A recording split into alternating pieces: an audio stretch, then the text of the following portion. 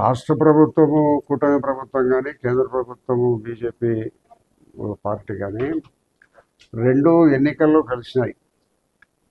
2024 ఎన్నికల్లో ఇద్దరు కలిసి పోటీ చేయడం జరిగింది. మా ఆంధ్రప్రదేశ్లో ఉండబడిన 175 సీట్లలో వాళ్లకు కొన్ని కేటాయించడం, జనసేనకు కొన్ని సీట్లు కేటాయించడం, మిగతా అన్నీ కూడా తెలుగుదేశం పార్టీ తీసుకొని మన సామరస్యమైన పద్ధతుల్లో వాళ్ళు మేము పొత్తు పెట్టుకొని ముందుకు పోయి జరుగుతుంది. మరి ప్రజలు అచంచలమైన విశ్వాసాన్ని చంద్రబాబు నాయుడు గారి మీద కూటమి ప్రభుత్వం తెచ్చి మరి 154 సీట్లు ఇవ్వడం జరిగింది కూటమి ప్రభుత్వానికి.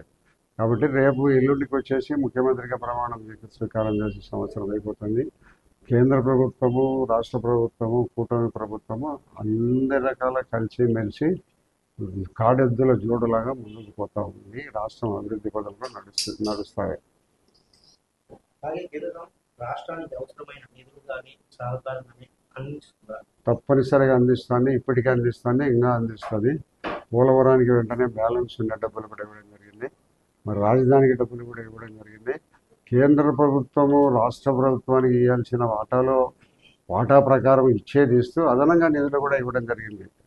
రాజధాని అమరావతి నిర్మాణం కోసం ఇవ్వడం జరిగింది, పోలవరం ఇవ్వడం జరిగింది.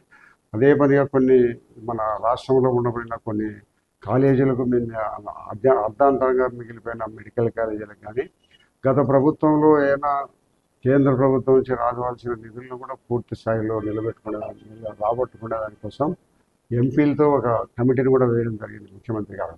నిరంతరం ఆ కమిటీ కేంద్ర ప్రభుత్వంతో మాట్లాడి మా ఆంధ్రప్రదేశ్కి రావాల్సిన నిధులను ప్రతి ఒక్క రూపాయి సేకరిస్తూ అడిషనల్గా కావాల్సిన నిధులను ప్రధానమంత్రి గారిని మా ముఖ్యమంత్రి గారిపై కలిసి మాట్లాడి తీసుకురావడం కూడా జరుగుతుంది.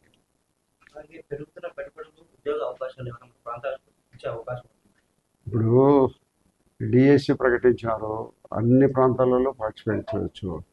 పోలీసులు కొంతమంది కానిస్టేబుల్ ఏమో చేసినారు. కూటమి ప్రభుత్వంలో కొన్ని ఉద్యోగాలు చేయాలనే పరిస్థితుల్లో అన్ని ప్రాంతాలకు సమాన ప్రాతినిధ్యం ఉంటుంది. ఒక ప్రాంతానికి ఎక్కువ, ఒక ప్రాంతానికి తక్కువ అనేది ఉండదు. తప్పనిసరిగా గతంలో ఉండబడిన పరిస్థితులు ఎక్కడైతే నియామకాలు ఏ పద్ధతిలో ఉన్నాయో ఈ పాత పద్ధతి ప్రకారమే నియామకాలు జరుగుతాయి.